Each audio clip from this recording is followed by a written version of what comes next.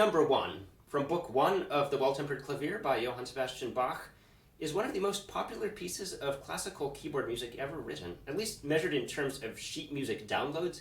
It's up there with Beethoven's Für Elise and Debussy's Clair de Lune.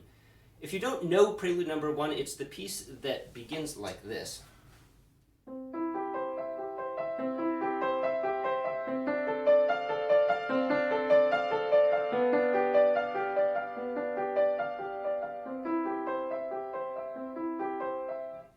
The entire piece is a series of arpeggios that follow that pattern. The pattern only breaks up at the very end.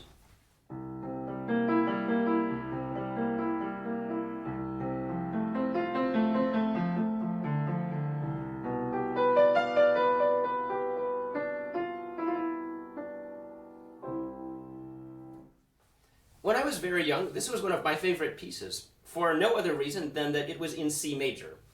As a small child, I had this obsession with the key of C major, and anything in C was automatically a favorite. In the case of this prelude, I felt particularly validated knowing that it was a popular piece.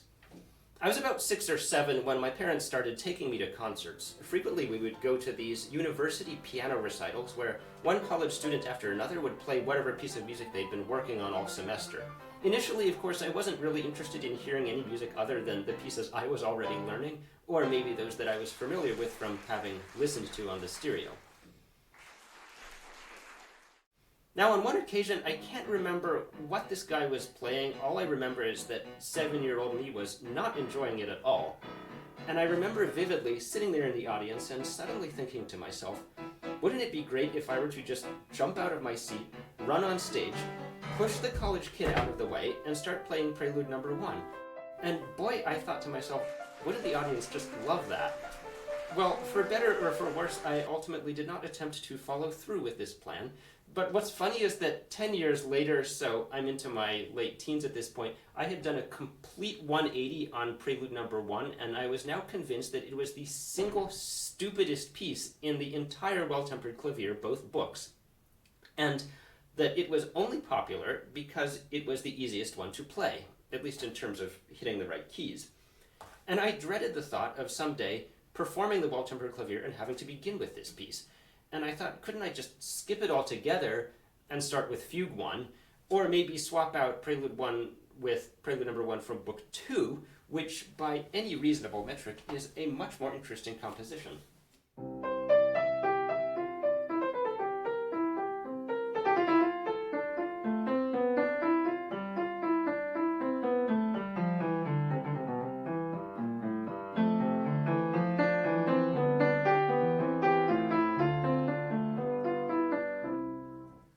Anyway, that was me as an angsty teenager. Nowadays, I can't say that Prelude 1 from Book 1 has regained its place among my favorites. However, it's not a bad piece for what it is. It's a study in chord progression, that's all it is, and it's a very nice chord progression at that.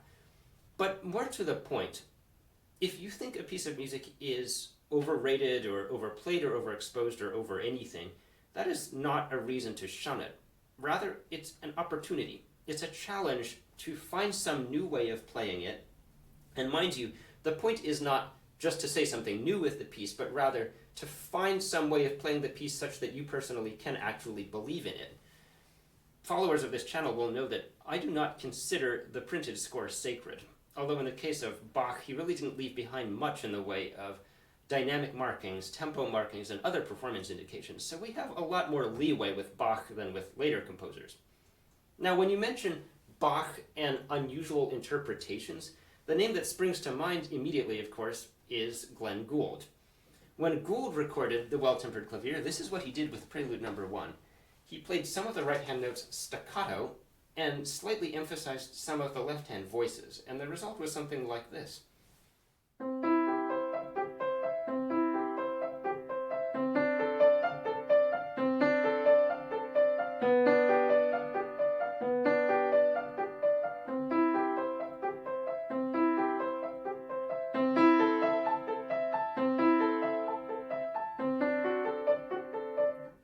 And he keeps that pattern up where it's the 5th and 6th notes of every half measure that's staccato. He kept that up almost till the very end, and then he changed it up for some dramatic effect.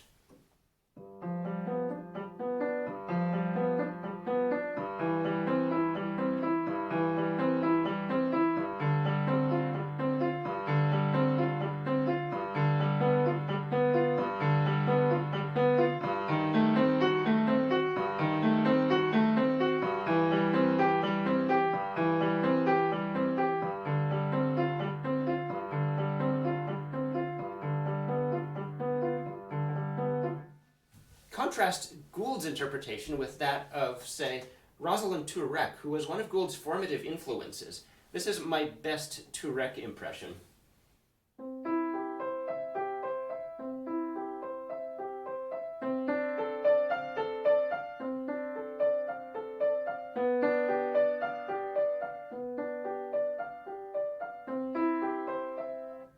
I don't think it occurred to anyone prior to Gould to take any of this prelude staccato.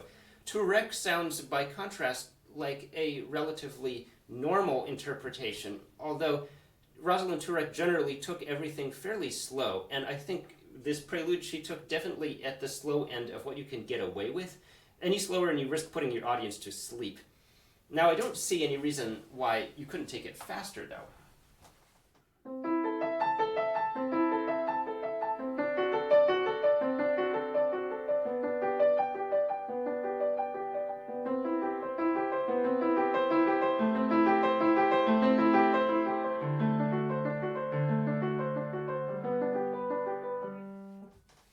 Now, I have not done a comprehensive survey of who's taken it the fastest and who's taken it the slowest, but I see no reason why you couldn't push it even faster than this.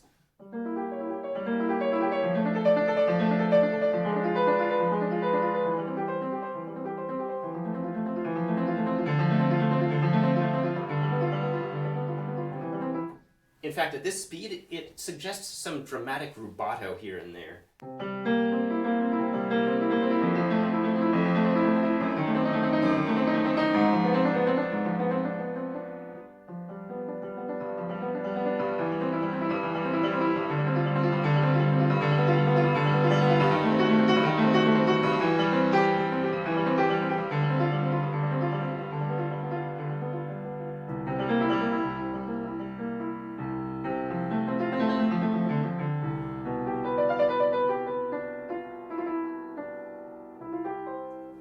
In fact, when you take it this fast and with this much rubato, it calls to mind, of all things, Chopin's Prelude No. 1.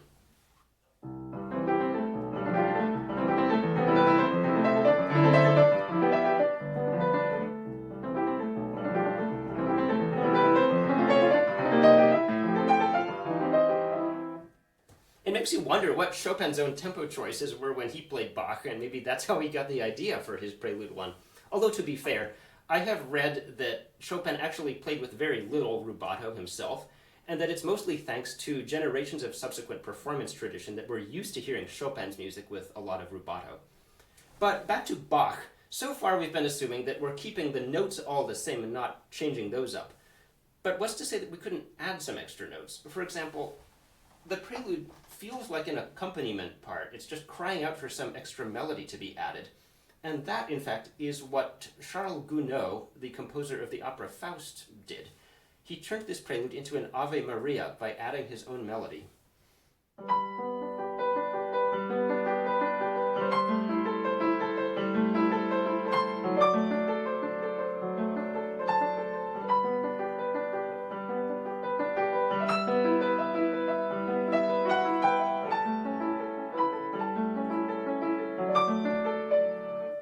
And this became quite popular in its own right. In fact, it caused a certain amount of confusion. Sometimes people assumed that Bach also wrote the Ave Maria melody, which he didn't.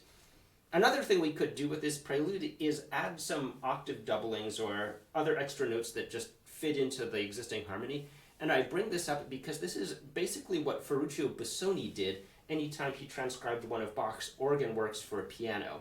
He would add octave doublings to certain voices to highlight them and imitate the effect of different organ stops.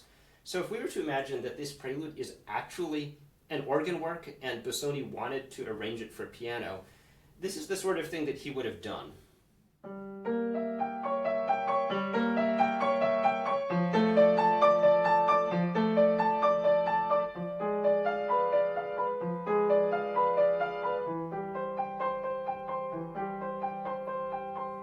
Or maybe he would have pulled out all the stops, figuratively and literally, and done this.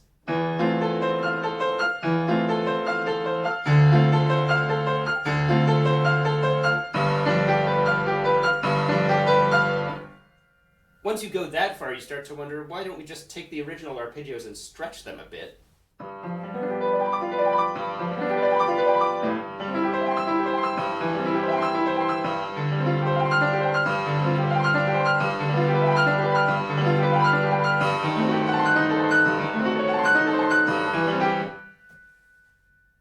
But before you go too wild, I do want to bring up a consideration I don't think I've really discussed before on this channel, and that is gauging audience reception.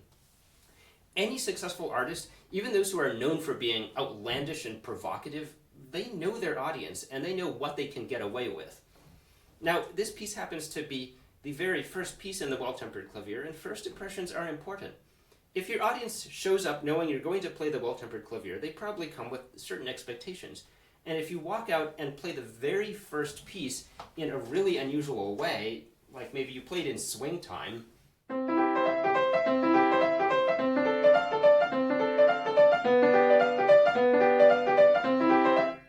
now, I'm not saying that this is necessarily a musically invalid take on a piece, but if you land too far outside of your audience expectations, you risk alienating them. Some of them might walk out on you.